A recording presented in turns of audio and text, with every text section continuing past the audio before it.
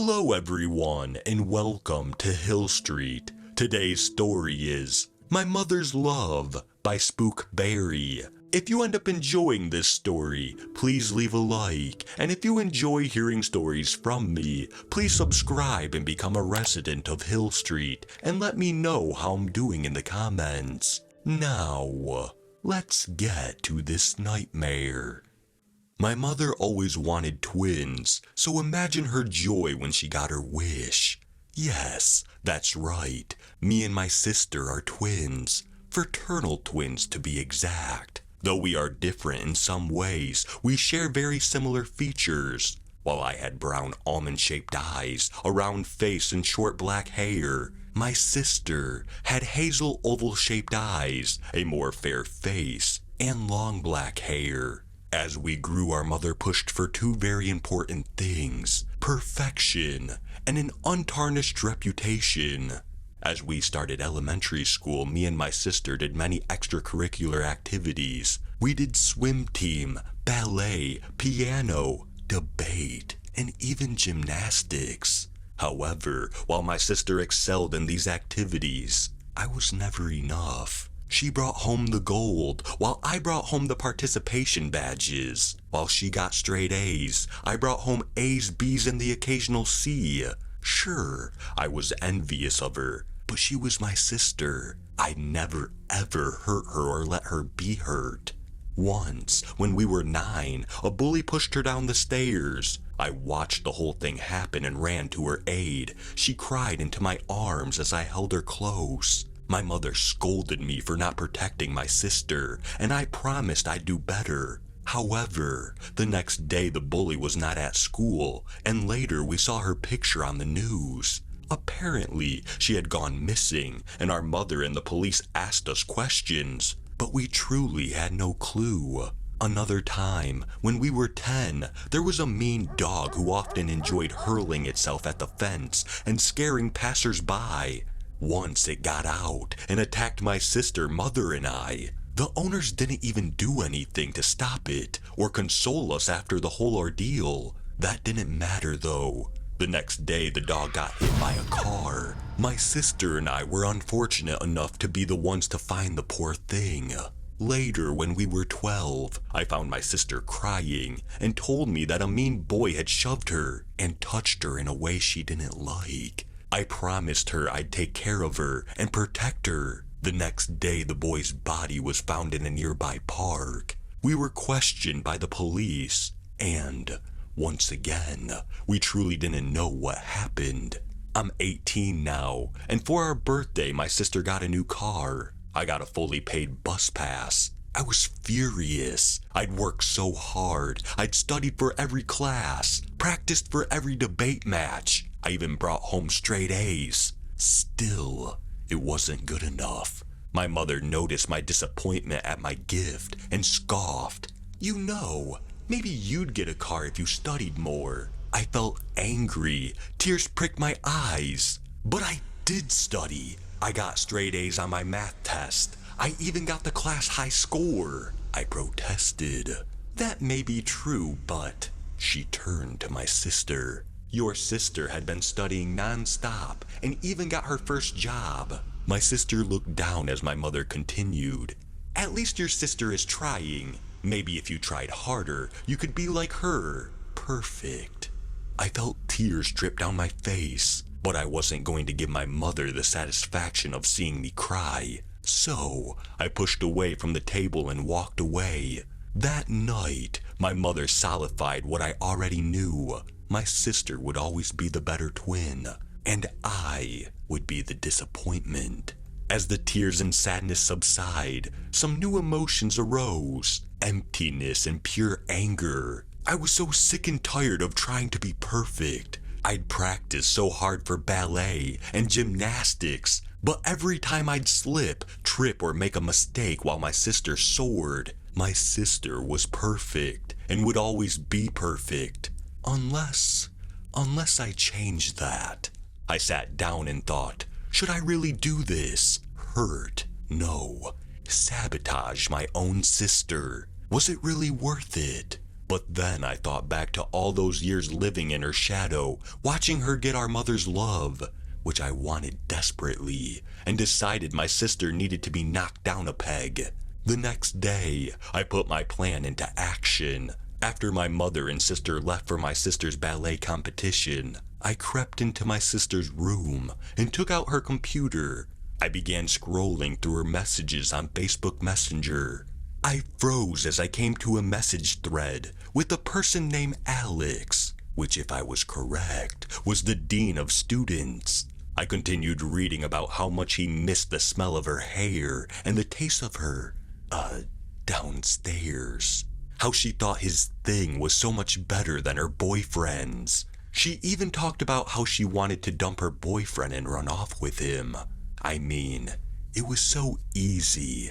I chuckled and sent screenshots of the conversation with my phone and sent it to her boyfriend and the rest of her friend group. Within minutes, her messenger began blowing up with messages. After shutting down the computer and clearing the conversation from my phone, I stood up and walked downstairs waiting for the chaos to ensue. It was 6 p.m. when they arrived home, and boy did my plan work. My sister stormed into the house, her hair disheveled and her face streaked with tears and makeup. My mother walked in afterwards screaming at my sister, calling her a disgusting harlot. I stood up and walked to my mother, just as she herself began to cry. "What happened, Mom?" I asked, rubbing her back trying to console her. "Your sister," my mother started, her voice breaking, "has been kicked from the ballet competition and even expelled from school." I faked concern. "What? How?" I asked. "She apparently has been sleeping with Alex, the dean of students, who has been altering her grades and even helping her cheat on her class assignments." She paused, wiping away her tears. "As for ballet, when the judges got word about her cheating in other classes, she was giving a mandatory drug test." "Oh, Lulu." My mother looked at me as tears streamed down her face. "Your sister tested positive for steroids and was kicked from the competition." I was stunned. Sure, I sabotaged her by sending the messages, but then I find out she was cheating the whole time. Not only that, but she had been altering her grades for God knows how long, and she was taking steroids to do better in competition. I was shocked and so angry. Her effortless perfection was all fake, and she was getting our mother's love, something she didn't even deserve. If anyone was deserving of our mother's love, it was me, and only me. I had worked my ass off while my sister cheated her way through life. I'd studied and practiced while my sister screwed around and cheated, and yet she got what she always wanted. It wasn't fair. My rage grew, and in that moment, I decided something. My sister needed to go for good. That night after my mother went to sleep, I walked into my room and grabbed a box from the top shelf in my closet. I got on my tippy toes and grabbed it before setting it on the floor. Inside was everything I needed to finally get what I wanted. I picked up the box and carried it into my sister's room. I opened her door slowly, only to find her fast asleep. I crept into her room and placed the box in the depths of her closet. As I looked at my sister as she slept, feeling nothing but rage boiling in my stomach, I closed her door and crept back into my room, waiting for the rest of my plan to come to head. The next day, my mother fought yet again with my sister, something I personally smiled at. I had no love for my sister left. Because of her cheating, I had been shunned. After a while, my mother went back to her room, and I heard my sister sobbing. Carefully, I opened my door and walked to my sister's room. This was it, the final part of my plan. I knocked on my sister's door.